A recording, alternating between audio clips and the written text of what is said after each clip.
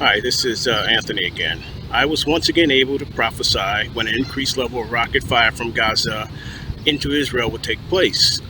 Right now, we are currently in the phase of Mars being within 30 degrees of the lunar node between June 22nd, 2022 and September 19th, 2022. And between August 5th and August 7th, as predicted, militants in Gaza have already fired over 1,000 rockets into Israel.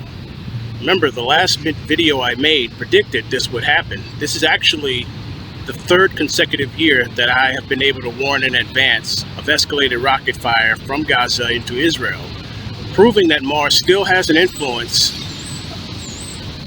on events in Israel and in the world today, for that matter. The question is, with this influence still largely in effect in today's world, what should people do about it?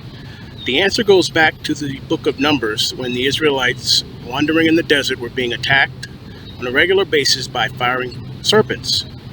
Compare that to today, when Israel, year after year is being attacked by rocket fire, continuous rocket fire from Gaza militants. Well, back during the time of Moses, when the Israelites were wandering in the desert, being attacked by firing serpents, Moses asked God for a solution.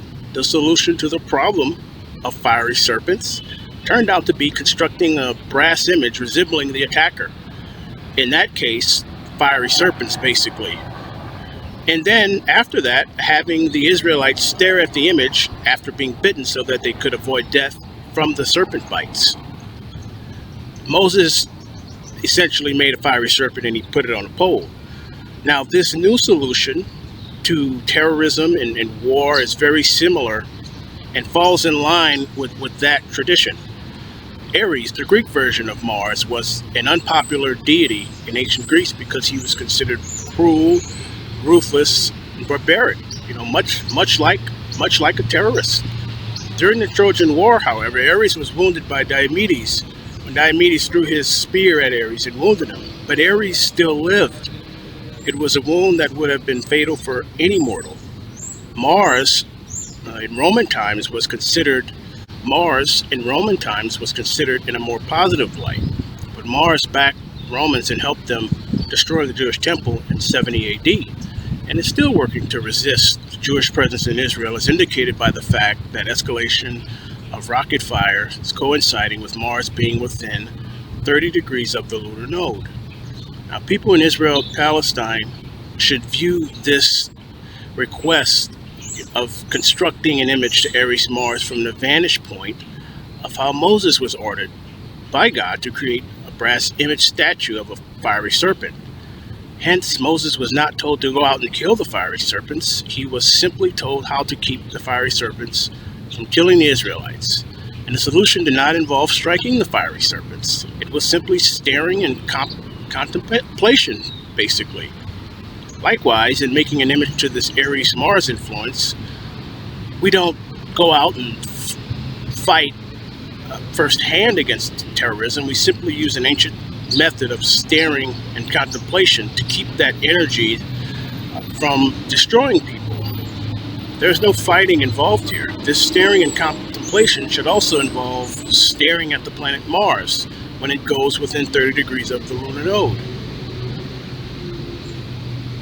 So this new statue should be named Armaaruss, and it's an amalgamation of all the gods of war, but notably Ares, who was, for the most part, a terrorist god of war that was wounded by the spear, but lived. His number is Mars 360. Which is simply the revolution of Mars around the sun and its influence on humanity.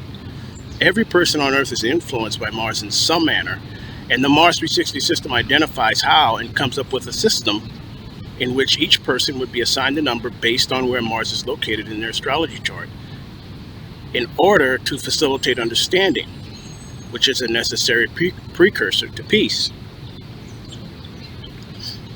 Now, in order for this system to work, it requires that everyone acknowledge Mars' influence.